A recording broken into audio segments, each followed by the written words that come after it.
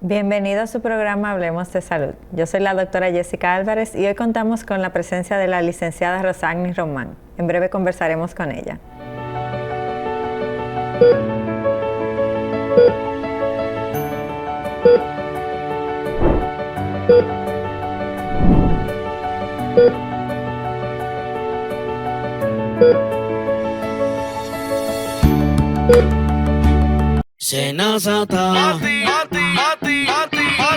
Descubre todo lo que puedes hacer con los canales alternos Senasa. Si ingresas a la app Senasa en la opción Servicios, Solicitud, puedes realizar tus preautorizaciones médicas desde cualquier lugar. Y si necesitas verificar el estatus de tu solicitud, también lo puedes hacer desde casa, ya sea en la oficina virtual www.arssenasa.gov.do o desde la app. Senasa, nuestro compromiso.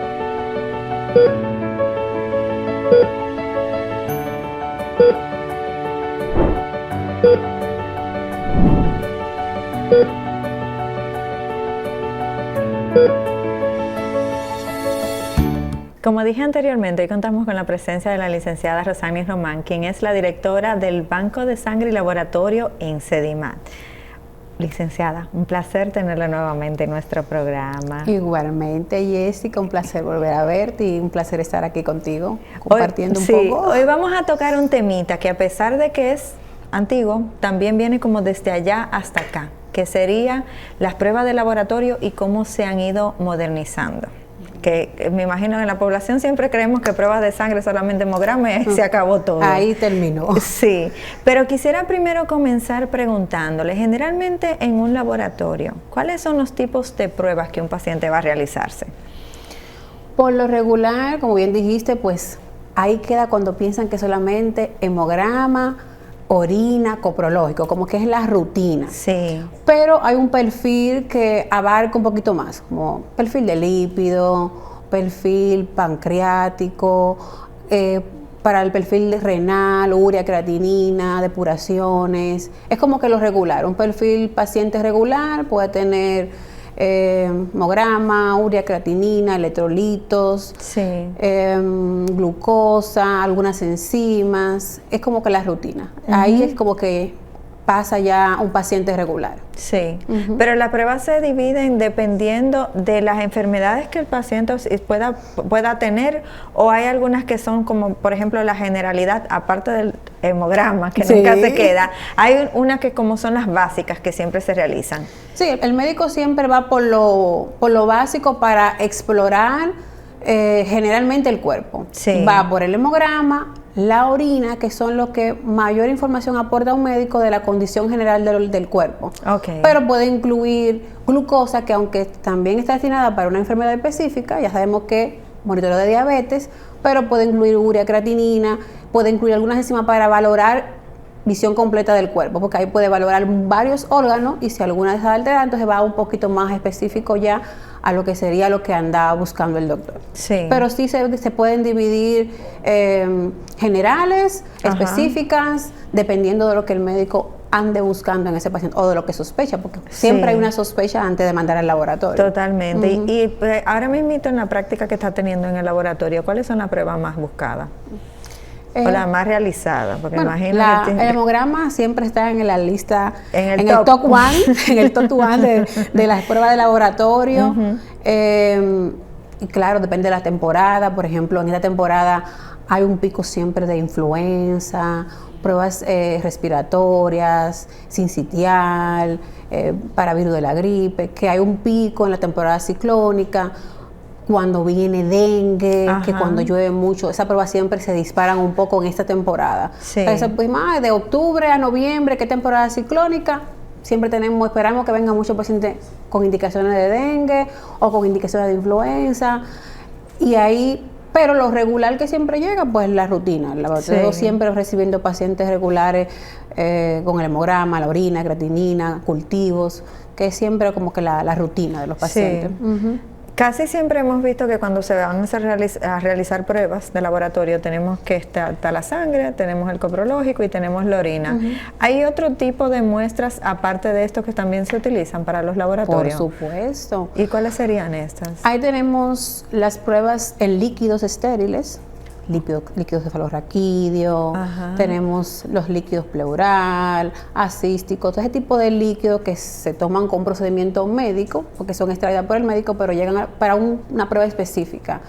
Tenemos tejidos también, piezas de alguna extracción, fluidos, algún acceso, secreciones, oído, nariz.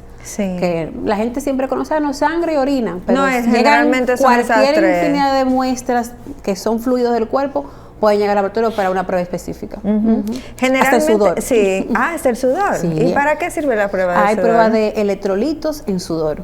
Wow. Se hace una metodología, se hace una activación para que el paciente sude y se recolecta esa porción de sudor y se puede determinar cierto tipo de pruebas en sudor. Sí, en su experiencia desde el principio de cuando inició haciendo esta parte de laboratorio y como va ahora avanzando la medicina, que ha avanzado mucho, ¿cuál es la diferencia y los pasos que usted ha visto como que se ha avanzado muchísimo en esta parte del laboratorio? Bueno, el laboratorio ha crecido enormemente en casi todas las áreas. Sí.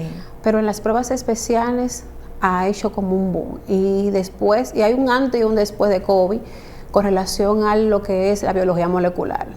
Por PCR, muchos laboratorios tenían la noción, por supuesto, porque somos del área de expertise, pero pocos habían trabajado lo que es biología molecular o lo que es ahora PCR, y esa área tuvo un despegue con COVID porque todo el mundo tuvo que adaptarse a procesar PCR en sus laboratorios por lo que estamos viviendo en ese momento.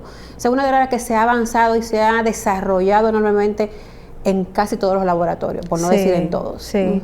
Y cuando se refiere a PCR, ¿a qué se refiere? Porque como médico usted lo está entendiendo, pero se me olvidó de la población. Sí. Bueno. Es una metodología que es la proteína en cadena de la polimerasa, que es una metodología específica para determinar ADN o ARN en un microorganismo o en un tipo de muestra específico. Sí. Doctor, licenciado, y cuando está en este tipo de investigaciones, ¿pueden encontrar quizás patologías en un paciente desde antes de que se le desarrolle la enfermedad? Ya que van en directo al ADN. Sí, por supuesto. Hay pruebas que son preventivas, que van en busca de si hay algún gen, si hay alguna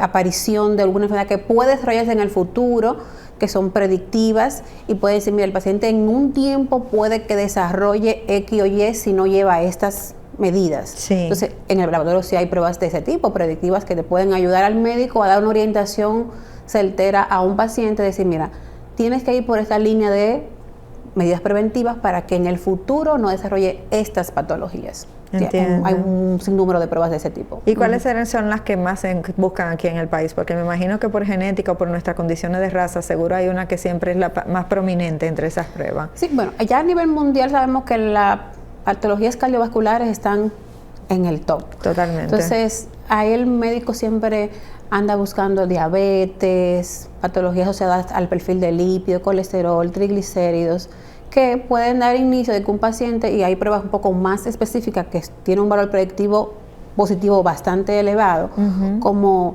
en el sentido de las enfermedades cardiovasculares, una prueba que se llama lipoprofile, una resonancia de lípidos que puede dar bastante dato al doctor si el paciente en el futuro puede sufrir un infarto, porque detecta las partículas más pequeñas de triglicéridos y colesterol, que puede decirme que ahí puede haber una acumulación, que no son detectados por los métodos tradicionales que tenemos en los laboratorios convencionales, sino que es una metodología muy específica que te puede decir a ti, mira, este paciente tiene un riesgo alto, leve, moderado de sufrir un infarto en un futuro. Y eso tiene un valor predictivo altísimo. Sí, o sea, porque lo que va haciendo es como que te va mostrando cuando eso se va convirtiendo, acumulando en algo peligroso, el proceso. Que acumula las arterias del corazón, Ajá. pero específicamente la parte de los colesteroles. Sí, sí. Se van acumulando partículas muy pequeñas que son indetectables por los métodos tradicionales, y con esta metodología, que es una resonancia de lípidos, Sí. tú puedes decir, mira, hay una acumulación que es imperceptible, muy, muy elevada, que puede llegar a tener una altera tapada en el futuro. Eso le da una idea al médico, mira, tiene que tomar estas medidas preventivas, quizá haya que medicarlo, quizá ejercicio, dieta, que es por la línea donde más los médicos se enfocan cuando hay perfil de lípido elevado o hay glucosa, si depende si el paciente no tiene una preexistencia familiar, genética, porque cuando hay pacientes con familiares ya con genética, pues hay que tomar otras medidas, ¿no? Mira, tú tienes una alta posibilidad, primero tiene ya esta predicción, pero también tiene sus familiares que ya desarrollaron diabetes, tienen una tipo de patología asociada. Entonces, en ese sentido, el médico se apoya mucho de este tipo de pruebas. Entiendo. Aparte de esa prueba, ¿cuáles serían las otras pruebas que considera que son una innovación ahora mismo en el laboratorio? Porque me imagino que tienen que tener o nuevas o algunas antiguas que han evolucionado mucho. Sí, hay pruebas nuevas y que han marcado una diferencia con el doctor para el tiempo de respuesta, son los paneles sindrómicos. Okay. Esas pruebas que son PCR igual, lo que dijimos ahorita, son biología molecular, pero tienen la particularidad de que te arrojan un sinnúmero de patógenos, microorganismos en un tiempo récord. Ajá. Es decir, yo tengo un panel, por ejemplo, respiratorio. Yo puedo hacer un panel respiratorio a un paciente y determinar si tiene un sinnúmero de virus que por un método convencional duraría días en saber qué virus tiene, o un cultivo que tengo que hacer que son difíciles de cultivar los virus, muy complicado de saber por medio de cultivo, pero cuando tú haces un panel, que eso salva al paciente, porque la medida que se va a tomar el doctor es inmediata. Sí. Tengo resultados en 1 hora, 1 hora y media como máximo, diferente anterior, que bueno, era empírico por decir que el doctor le iba, bueno, tiene síntomas respiratorios, vamos a darle todas las líneas más altas de antibiótico y vamos a ver o de antirretrovirales para ver qué pasa. Pero ahora no, ahora tenemos un diagnóstico en minutos, en horas diferentes. Sí. Y así un sinnúmero de paneles que han salido que son muy, muy recientes.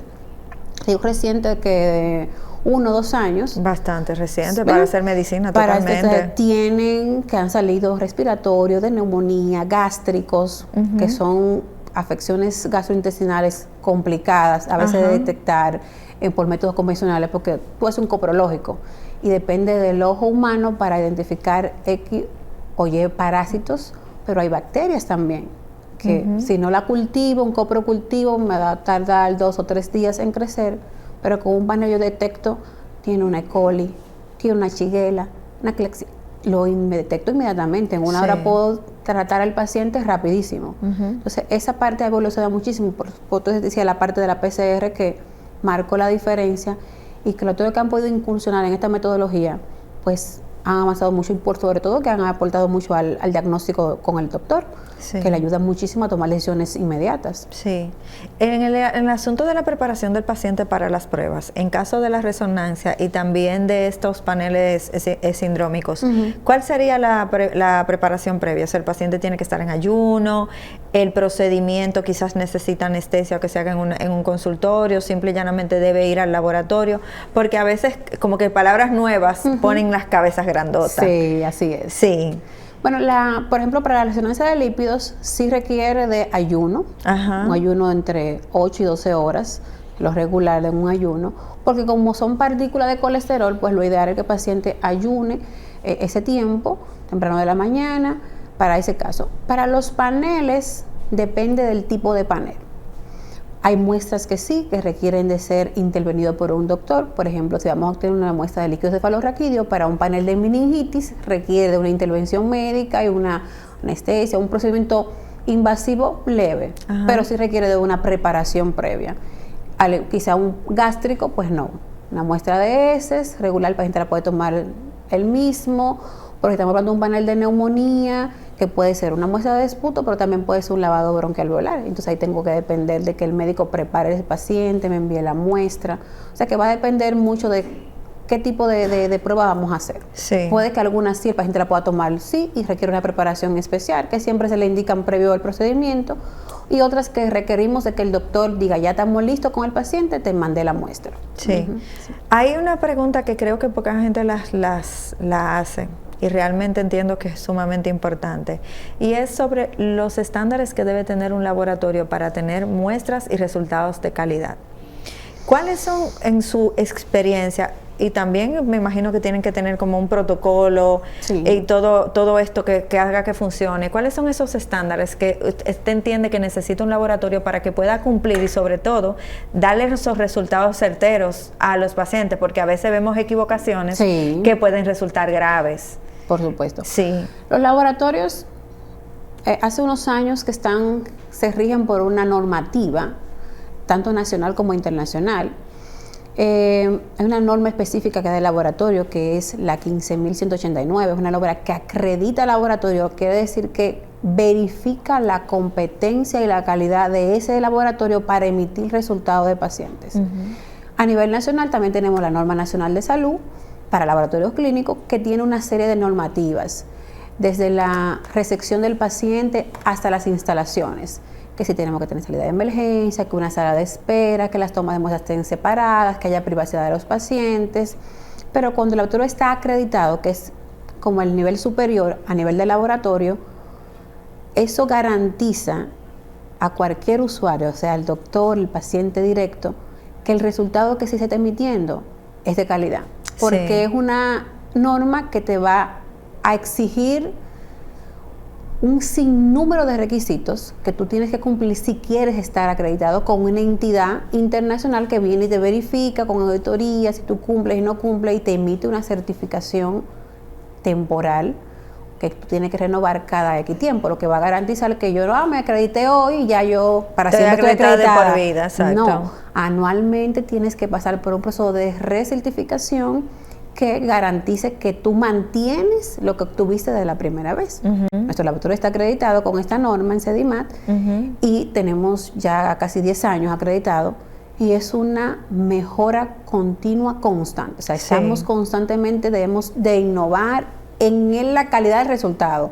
No es la innovación que se pone un equipo nuevo, sino cada día cómo el paciente se hace sentir mejor con el servicio que te ofrezco. Entonces, esos estándares, desde tener control de calidad interno, externo, es decir, que yo tengo un paciente desconocido que me envía otra persona para yo corroborarlo en mi laboratorio, yo te digo, tengo tanto, y tú me dices, sí, estás correcta. Era lo que tenía ese paciente desconocido ya previamente cuantificado por una entidad superior.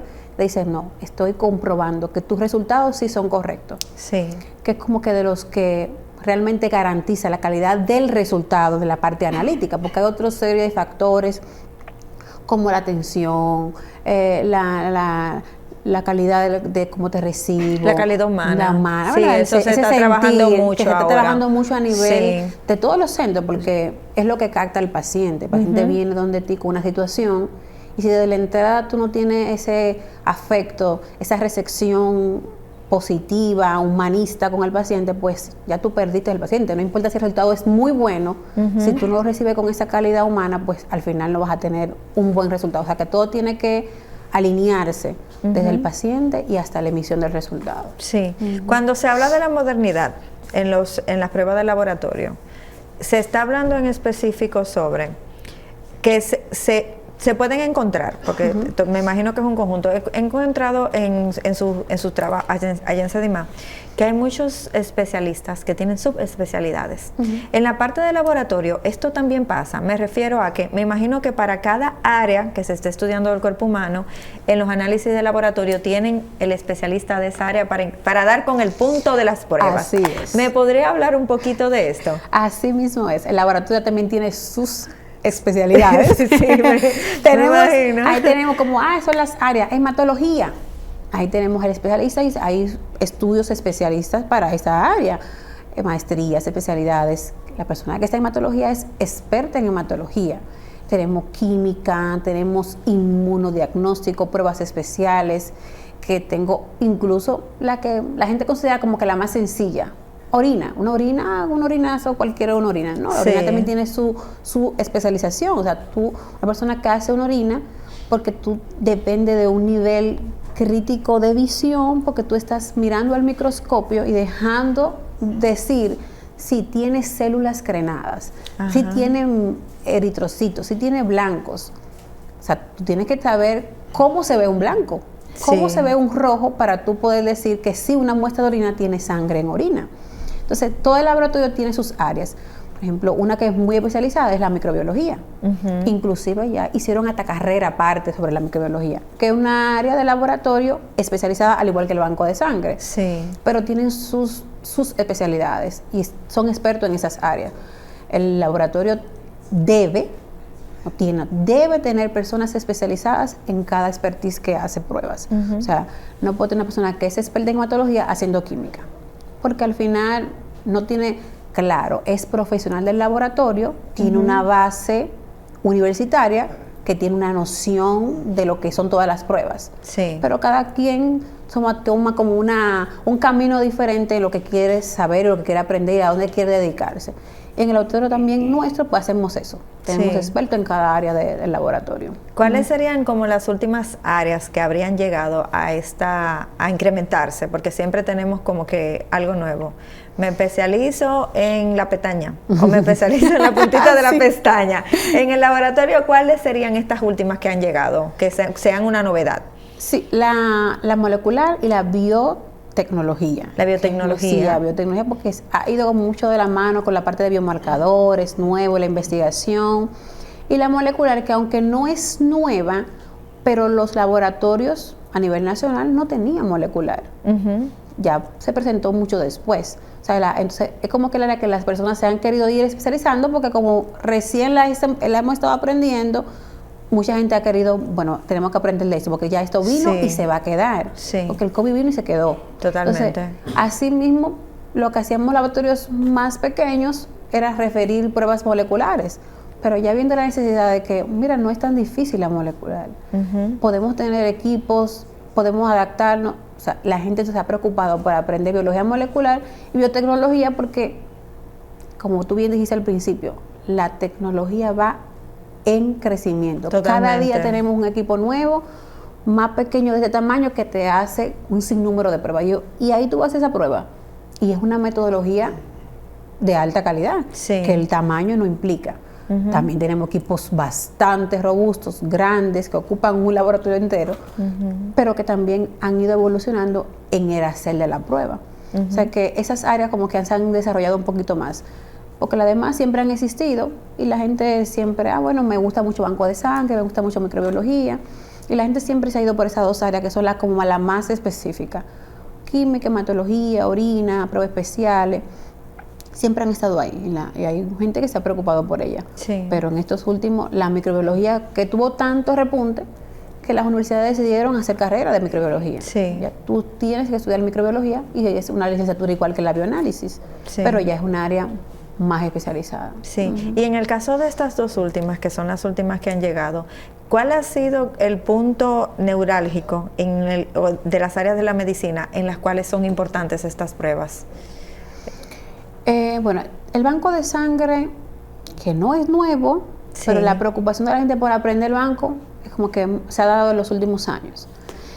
El banco de sangre es un punto neurálgico en cualquier centro de salud, sobre todo en el nuestro, que es un centro cardiovascular. Porque es uno de los talones de Aquiles que tiene el país también, por la dificultad de la obtención del producto. Porque evidentemente no es nada que tú puedas comprar, es algo que tú dependes de un tercero que te apoye, que done. Imagínate, paciente, cirugía, que necesita 8 unidades de sangre. A veces 8 más. pacientes. O sea, esa es una de las áreas que es neurálgica en cualquier centro y es la que más difícil cuesta llevarla y tenerla como que al día por lo que implica, porque no dependemos, bueno, compramos reactivo y tenemos prueba. En el banco de sangre no pasa. El producto que tienes para ofrecer es el producto que tú, con tu buena voluntad altruista, viene y dona. Si no pasa así, pues no podemos tener banco de sangre. Entonces, Y eso implica que tú hagas campaña, que motive a las personas a venir a donar, que no solamente sea cuando necesito que mi familiar se va a cirugía y ahí yo me preocupo por traerle un donante, que es la mayor cantidad de donantes que tenemos en el banco es por esa razón, porque son por reposición. Yo me voy a operar y te traigo un donante. No hay esa cultura todavía de donación voluntaria, que es a donde queremos llegar en todos los países, que una meta a nivel mundial sobre el banco de sangre es que hayan mayores donaciones voluntarias. Y esa área es neurálgica completamente en cualquier central de salud. El banco de sangre es indispensable. Sí. Licenciada, cuando generalmente las personas van a donar, entienden que ya entregué la sangre y ya me voy, pero yo me imagino que esa sangre pasa por un proceso de estudio y de depuración, porque no la van a poner alegremente, me imagino que a nadie. Por supuesto. Porque no sé si pasará que tal vez en esa analítica encuentre que haya una incompatibilidad con la persona a la que se la vayan a poner. Claro que sí. Eso es un paso, de todo lo que hay que hacer. ¿Cuáles son todos esos pasos? Porque no solamente vemos el donante, pero el proceso se olvidó, ya lo resolví. Y ese tema que tú lo mencionas tiene a veces dificultades con los donantes y con los familiares, porque entienden, yo la doné gratis, porque tú me la vendes, o porque se la vendes a la persona que la va a necesitar si yo te la doné gratis, por lo que tú acabas de decir. No se la puedo poner alegremente, te la saqué a ti y te la puse a ti. Hay que agotar un proceso de tamizaje, donde yo tengo que hacer un sinnúmero de pruebas infecciosas y otras tantas para saber que esa sangre es apta y que en el futuro tú no vayas a desarrollar una enfermedad producto de una transfusión sanguínea. Y esas pruebas son las que incrementan o lo que aportan el costo a una unidad de sangre. Entiendo. Tenemos que tamizar pruebas virales, HIV, hepatitis B, hepatitis C, VDRL, todas esas pruebas infecciosas que pueden tener un periodo de ventana que, aunque yo te entreviste como donante y te haga preguntas muy puntuales que me arrojen alguna información de que tú puedes estar entre comillas sano, pero yo no lo puedo dar por sentado porque tú me lo dijiste. Yo tengo que asegurarme de que esas pruebas que yo te tomé como unidad de sangre están negativas para ese paciente que la va a recibir, que no es 100% seguro, pero disminuye en un gran porcentaje que yo te pueda transmitir una infección después de una transfusión sanguínea. Entonces, ese proceso que se da de manera interna es lo que la gente desconoce, por lo cual cuestiona por qué se vende la unidad de sangre. Y es por ese proceso de tamizaje, de almacenamiento, de separación, que todos esos son gastos que el banco de sangre tiene que incluir en el procesamiento de esa bolsa. Por ende, para poder seguir produciendo esa unidad y tenerla apta y con calidad para el receptor, pues hay que hacerle todo ese procedimiento. Yo me imagino que ¿qué pasa? Somos una población bastante especial y suele suceder no le hagan toda esa prueba, que esa sangre está buena, póngansela. En dado caso de que esas pruebas no se realizaran, ¿cuáles son las consecuencias fatales que pudiera haber en una transfusión descuidada por no haberle hecho los estudios a la sangre? Que me imagino que tienen que tener bastantes casos de situaciones. Bueno, cualquier banco que se respete y cumpla con las normativas, porque también tenemos normativa específica para banco de sangre en ese sentido, es obligatorio. Tú no puedes colocar una sangre a ningún receptor sin haber agotado el proceso de tamizaje. No es posible. Eso es obligatorio. Es obligatorio. No importa que te digan que es el Papa en persona, que es la monja en persona. Y que es una emergencia que se mueren 5. Bueno, hay emergencia y eso lo han usado en la guerra cuando no hay esa... Pero la guerra. La guerra es la guerra, ¿verdad? Por supuesto, cada procedimiento hay eventualidades. Por eso el banco debe tener un stop, un fondo para esos casos que son emergencia. No puedo esperar tener el evento para decir, ven, que te voy a sangrar, para ponerse el que se está desangrando ya en un intensivo, una emergencia, un quirófano. Yo tengo un proceso previo hecho con la que tú me donaste ayer, yo la tengo lista. El que viene hoy, pues se queda para mañana. Y así vamos con una rotación de unidades que siempre tenemos unidad de lista, o es lo que tratamos, porque a veces es imposible. Y como en el banco, las unidades no todas son iguales, porque dependen de los grupos sanguíneos. Puede que tenga hoy A, pero mañana no tengo B, y así. Entonces, esa posibilidad de que la coloquemos sin tamizaje muy remota. Sí. El banco que llega a esa práctica debe ser cerrado de manera inmediata. Pero ¿cuáles son las condiciones adversas que se pudiera enfrentar un paciente? Muchísimas. Ajá. Aparte de un proceso infeccioso, me imagino sería lo de una reacción menos. transfusional grave, Ajá. porque aparte del tamizaje hay que hacer un cruce sanguíneo. Exacto. Yo tengo que ver si tú eres compatible con porque a veces son del mismo tipo de sangre, del mismo ARH y grupo, y no son compatibles. Porque hay anticuerpos, hay antígenos que no son compatibles con ese receptor. Yo tengo que primero hacer ese cruce y ver que mi sangre, que somos del mismo tipo, sí, claro, pero si es compatible con la tuya, que aunque seamos del mismo tipo, podemos ser incompatibles. Sí. Una sangre que se coloque sin ese paso previo es una muerte segura para el paciente. Okay. Porque va a ocurrir una incompatibilidad. Bueno, podemos correr con suerte, no, porque son del mismo tipo, no hizo ninguna reacción, pero es posible que no. Y una reacción transfuncional puede ser tan grave como llevar a la muerte al paciente. Totalmente. Licenciada, lastimosamente debemos irnos a la pausa, pero le quería preguntar, para cuando regresemos, ¿cuáles son los tipos de sangre que ahora mismito están siendo más dificultosos de conseguir en nuestra población? En breve regresamos con su programa Hablemos de Salud.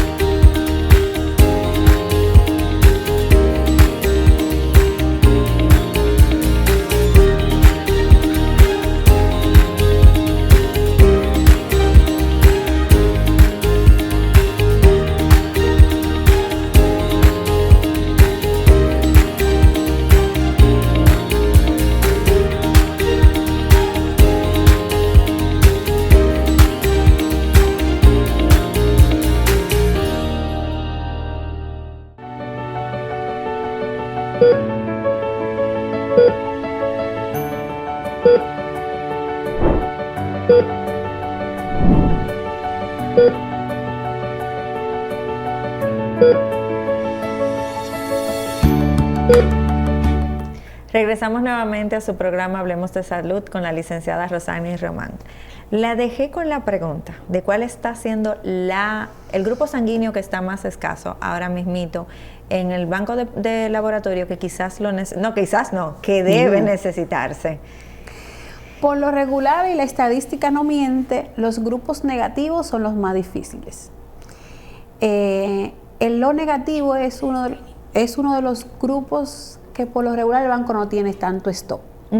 O negativo, y hay uno que es mucho más difícil, que es el AB negativo. Okay. La frecuencia de AB negativo, si hay un banco que tenga AB negativo, tenga más de 3 unidades, es un héroe. Ajá. Porque es muy poco frecuente. AB negativo, todos los grupos negativos son difíciles, pero el AB negativo es mucho más difícil. Y el O negativo, que tiene una ventaja por ser que transfunde todos los grupos, sí, pues es uno de los que más se busca y es uno de los menos frecuentes. Entonces, resulta a veces difícil, pacientes O negativos, y cuando tienen que traer donantes, pues le pedimos, tienen que ser O negativo porque difícilmente podamos suplirle todas las unidades, y a los pacientes O negativos se les dificulta mucho ese tipo de sangre cuando requieren recibir la sangre. Sí. Porque como no tenemos donantes voluntarios, pues es muy difícil de conseguir. Y es uno de los dos grupos más difíciles, O negativo y AB negativo. Sí. Los demás grupos O positivos, que la mayoría de la población es O positivo, pues los bancos siempre tienen suficiente O positivo, A positivo también es muy común, pero cualquier grupo se puede escasear. Es posible que en un momento X no tengamos O positivo, porque no han aparecido tanto donantes como para donarla. Pero son siempre de los más frecuentes. O sea, siempre tenemos en el banco los negativos, de a poquito siempre. De a poquito siempre. ¿Qué hace a un individuo candidato o buen candidato para la donación voluntaria, en dado caso de que alguien decidiera o quisiera hacerlo? ¿Cuáles son esos requisitos? Hay requisitos generales, bueno, que se sienta bien de salud. Lo primero, si yo me siento bien, pues déjame ir al banco, yo quiero donar. La edad hasta los 75 años, con los requisitos. A partir de los 18 puede ser menor si tiene consentimiento de sus padres o tutores. Después de los 17 años, el peso, más de 110 libras, para no descompensar al donante. Sí. Requisitos un poco más específicos como no tengan problemas de salud asociados a la coagulación o a procesos de anemia, Sí. que ha tenido cirugía recientemente, porque un paciente que pasó por un Cuando proceso. hablamos de los problemas de coagulación, para que la aprobación lo vaya entendiendo, estamos hablando de pacientes falsémicos, me imagino, hemofílicos, ese tipo de situaciones. Ese tipo de situaciones, Ok, exacto. ok. Situaciones que pueden diferirlo de manera temporal, por ejemplo, si tuve gripe hace unos días, eso es temporal. Sí. Tú vas, pero ya tú puedes volver una vez tú vas a tu proceso infeccioso. De manera permanente, que ha tenido cursado alguna infección en algún tiempo, ya sea viral, hepatitis, sífilis, que esas son infecciones que mantienen anticuerpos circundantes todo el tiempo, Sí. y eso lo descalifica de manera permanente. En el caso de los hábitos, cuando son pacientes fumadores o alcohólicos, ¿pueden o no pueden ser donantes? Porque he visto como que hay una situación con eso. Los fumadores no tienen ninguna contraindicación, Contraindicación, sí. pero los alcohólicos sí, porque para donar debe tener al menos 24 horas sin tomar alcohol. Ok. O sea, yo si voy a donar mañana, hoy no puedo tomar alcohol. Mañana tengo que ir limpio. Sí. O sea que si es un paciente que cursa con alcoholismo, pues no va a ser donante. En ese sentido. Una pregunta que me imagino tienen que hacerla mucho. ¿Con tatuajes, sin tatuajes? Porque siempre ha sido. Siempre No, tú tienes ha sido. tú tienes tatuajes, estás descalificado totalmente. No. ¿Qué tan real es eso? No, el tatuaje no descalifica de manera permanente. Ajá. El tatuaje te puede calificar de manera temporal si el tatuaje está hecho reciente, en menos de 6 meses de haberse hecho. Y es por la situación porque los tatuajes se hacen con agujas. Con la Entonces, pigmentación, eso puede transmitir infecciones y eso es un foco, un paciente de riesgo que pudiera tener, no saberlo, puede tener una infección, pero si tu tatuaje es más de un año, se supone que cuando yo te tamice esa prueba de esas unidades, debería, si hay algo, salirme en esas pruebas, porque más de un año ya los anticuerpos están en el organismo. Sí. Pero si fue después de ese tiempo, tatuaje no importa que lo tenga. Sí. ¿Y no le ha pasado que haciendo esas pruebas justo en el tamizaje quizás se encuentre en ese donante un diagnóstico quizás hasta peor que el del paciente que necesita recibir la transfusión y se convierte en un paciente en ese mismo momento? Bueno, con las pruebas que hacemos de tamizaje, quizás no son pruebas tan urgentes, porque son pruebas infecciosas, HIV, hepatitis B, claro, suceden casos donde tenemos que llamarlo, referirlo.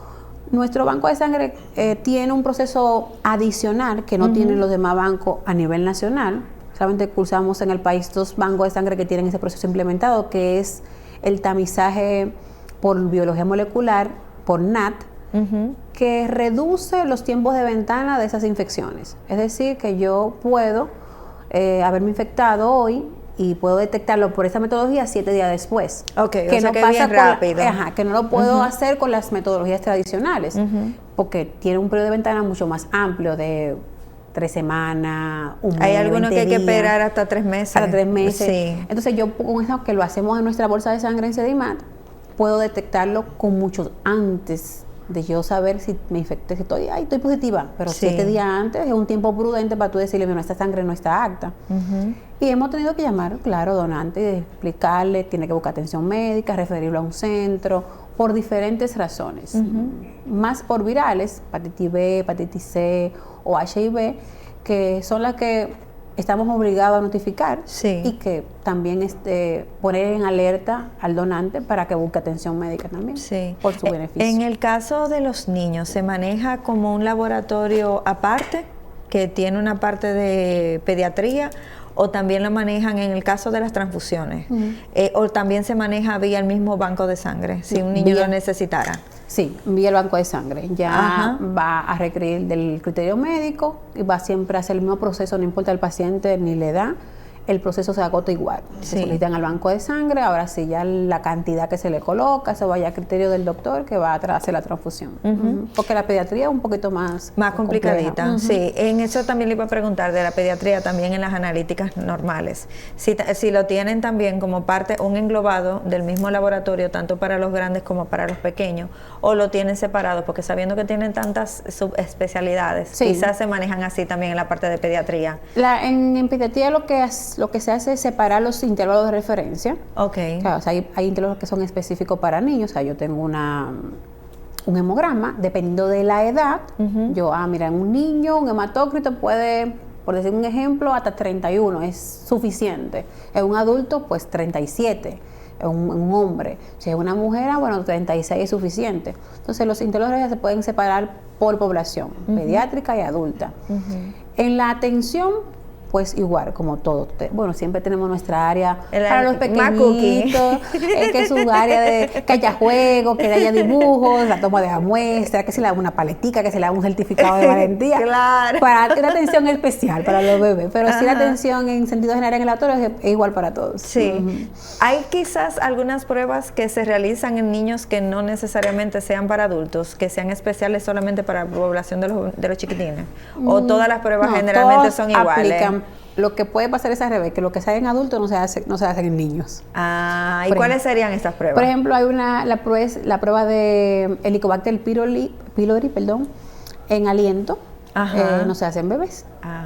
Se hace solamente en adultos. O sea, para los bebés tenemos que utilizar o sangre o heces.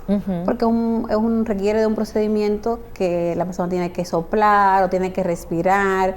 Entonces no se hace en bebés. Sí. Igual fue una prueba de una curva de glucosa, depende de la edad, porque se le da una carga de glucosa. Si a un niño pequeño de menos de 5 años, pues va a consideración del médico. Que sí se hace en adultos, que en niños se complican un poco hacerlas. Sí, totalmente. ¿Y en los niños cuáles son los resultados que es más frecuentes ahora mismito? Me imagino que tienen que ser los respiratorios porque comenzó la temporada escolar. La temporada escolar. Esa es la más frecuente. En esta temporada de escuela, pues los niños siempre ya vienen con gripe, a veces con rash, pruebas de alergia, IgE, que es de las específicas para ver si tiene un profesor alérgico, porque los niños en el colegio se mezclan y a todo le ponen la mano, pues siempre hay procesos de alergia al inicio, cuando son de primera vez, por ejemplo, son los más propensos a desarrollar ese tipo de situaciones, pero sí, siempre sus gripes están ahí, esas influencias que son bastante complicadas en los bebés, porque igual es una muestra nasal y cuesta trabajo por los bebés. En el caso de la biología molecular, ya para un niño, quizás un adolescente, ¿pudiera funcionar de manera preventiva en unos resultados de una enfermedad que pueda sufrir en su adultez inmediata? Le pregunto esto porque estamos ahora mismito en una situación donde muchos jóvenes están sufriendo ya de la presión alta. Y sabemos que hay un tema de alimentación. De hábitos. Entonces, estos hábitos se pueden, en estas pruebas moleculares, se pudiera quizás encontrar esto desde la niñez y ser preventivo para que este adulto joven no tenga una presión o problemas del corazón inmediato, o no arrojan esos resultados, no se hacen. No. Hasta ahora no. Esa predicción todavía no la tenemos. Sí. Claro. Como te decía al principio, el médico se basa en familiaridad, resultados, que mira, tú eres un bebé, tienes un niño, tienes 13 años, tienes una glucosa muy en el tope, hay que empezar a tomar medidas porque tú no deberías tener glucosa tan en el borderline superior. No, mira, es hasta 110, hasta 100 la glucosa, tengo 95, 98 en ayunas. O sea que eso me está dando un mensaje de que tú, joven, puedes desarrollar una diabetes o ya entraste en una prediabetes que si no te atiendo en el futuro vas a llegar a ser diabético. Entonces, eso puede que da como una luz, pero así como que con firmeza una prevención, todavía. Eso mientras tanto los niños se maneja de manera diferente. De manera diferente. Pues regresando a la parte de los bancos de sangre, que sabemos que todavía creo que nuestro país está resistente a lo que es donar. ¿Qué se necesitaría? ¿Qué entiende que necesita la población para ya formar parte de esto? Quizás acceso a la información, quizás no miedo a la jeringa, porque también, vamos a ser sinceros, tenemos mucho miedo a la jeringa. Es un bisel un poquito grande, es un bisel no tan grande, no hace ningún daño. Sí, pero ¿qué usted entiende que hace falta para que arranque de alguna forma estas donaciones? Yo creo que hace falta un poco más de educación a la población, de entender por qué, cuál es la razón de por qué necesitamos que se dé esa donación voluntaria. Porque la gente sí lo entiende perfectamente cuando vive la situación.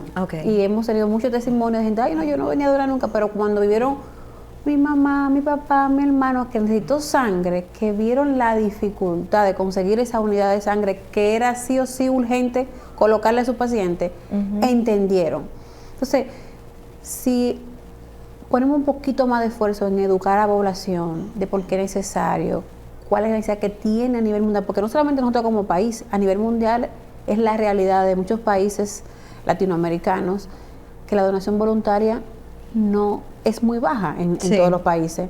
Entonces creo que con la educación, incentivarlo, quizá algunas políticas de no de pago ni de ofrecimiento, porque deja de ser voluntaria. Exacto.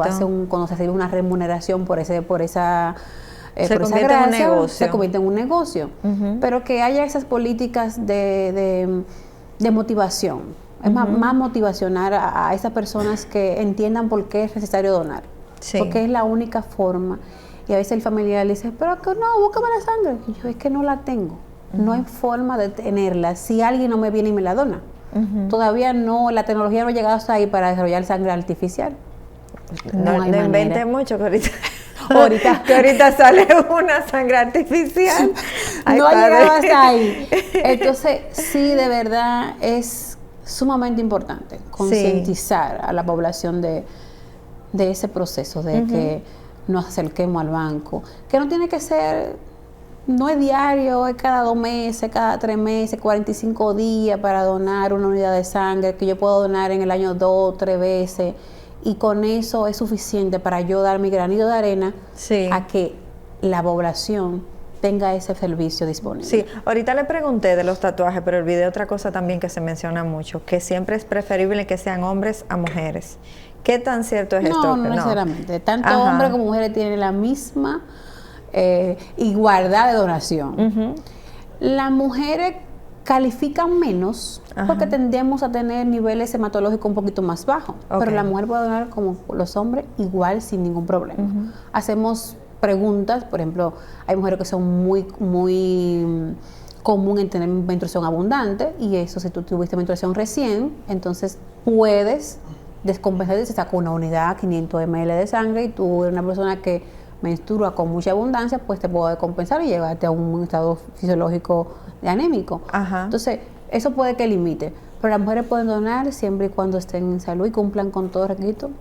Igual que los hombres. Sí. En la misma proporción. He escuchado no solamente la donación de sangre, está la otra donación que es de plaqueta. Sí. ¿Cuál es la diferencia entre una y otra? Porque tengo entendido que la plaqueta todavía es más difícil de conseguir que la sangre. Las plaquetas por aféresis, que es la más difícil, porque hay un proceso de plaquetas, que son plaquetas estándar, que se obtienen de la misma donación de sangre regular. Lo que se hace es un proceso de separación. Separo el paquete globular, separo la plaqueta por otro lado y separo el plasma. Hago una separación de esa unidad en 3 componentes que tiene la sangre: plaqueta, rojos y plasma. La plaqueta por aféresis se complican un poco más porque el paciente tiene que ser procesado en el instante. Tengo que estar pegado al equipo. Te extraigo los componentes, toda la sangre, saco la plaqueta y te retorno lo demás. Solamente me quedo con las plaquetas. Yo saco la sangre completa, hago como un filtro esas plaquetas, como si fuera un colador, y regreso todo lo demás al paciente. Y para que ese proceso se dé de manera satisfactoria, tengo que tener un calibre de vena diferente a una donación regular. Tiene que ser más grande. Exacto, tiene que ser un calibre más ancho, que yo asegure el retorno y la extracción. Porque como tengo que sacar y volver a entrar la sangre, tengo que saber no me colapse, porque si no se daña. Pero es un proceso más costoso, por supuesto. Y por eso se complica un poco, porque no todo el mundo tiene unos brazos, las personas tienen unas venas tan abundantes, tan bonitas como para hacer una plaqueta, sí. Y por eso se dificulta un poco más. Adicional, el tiempo de estabilidad dificulta también el proceso. Solamente las plaquetas duran 8 días estables, 5 días, de 5 a 8 días. O sea, cuando la extraigo no la puedo dejar todo ese tiempo. Guardada. Hay que extraerla para el paciente. O sea, que es un proceso que se complica más cuando el paciente necesita esa plaqueta para afeitar porque tengo que hacerlo en el momento, en medio de la emergencia. Sí. Entonces, conseguir el donante en ese momento que lo complica. Y sobre todo, porque como la obtengo en ese momento, tengo que tamizar también de manera inmediata. Entonces, es lo que hace que el proceso sea un poco más complicado y más difícil. Más difícil de conseguir donante por las condiciones fisiológicas de la vena y porque el proceso se debe hacer de manera inmediata y no podemos guardar la plaqueta por ser un proceso costoso. Tampoco podemos darnos el lujo de que se pierdan porque no se utilizó. Entonces, exactamente. Se hace en el momento que el paciente la necesita. Entiendo. Por lo regular. Sí. Licenciada, lastimosamente se nos ha acabado el tiempo, pero quiero que le deje un mensaje a la población, sobre todo en la parte de ser voluntarios en la donación de sangre, que entiendo que eso es un punto muy neurálgico en nuestro país y necesario, y sobre todo sus contactos, que no pueden fallar. Claro que sí. Bueno, pues como te decía al principio, la gente que tome la conciencia, esa voluntad, de ese altruismo, de pensar que en algún momento nos puede tocar. En algún momento podemos necesitar una unidad de sangre, y que yo quisiera contar con que cuando yo necesite que me den una sangre esté disponible. Porque la única manera que podemos tenerla disponible es si ustedes se acercan a cada banco para donar. No importa si no es en el nuestro. Claro, nos gustaría que fuera el nuestro, por supuesto, ya sabes, estamos en el laboratorio clínico de SEDIMA para recibirlo con mucho gusto. Estamos ubicados, pues mi nombre es Rosani Román, la directora, o sea que me pueden contactar allá, me buscan, me llaman. Quiero ver a la directora del laboratorio para que me saque la sangre y ahí voy a estar para servirles. Se está ofreciendo a sacarla. Hasta yo se la saco. Tenemos un equipo, por supuesto, bastante competente en todos los procesos de laboratorio y de banco de sangre, que están allá esperándole para servirle con mucho gusto. De verdad que ha sido un gusto tenerla en el programa, porque yo he hecho tantas preguntas que yo sé que la población dice, pregunta tal cosa, porque a veces la mandan, pregunta tal cosa. Sí. De verdad que ha sido un gusto y un placer tenerla nuevamente. Siempre a la orden, contando con nosotros siempre, SEDIMA siempre está para servirles. Sí. Esto ha sido todo por hoy en su programa Hablemos de Salud, y hasta un próximo encuentro. Se despide Jessica Álvarez.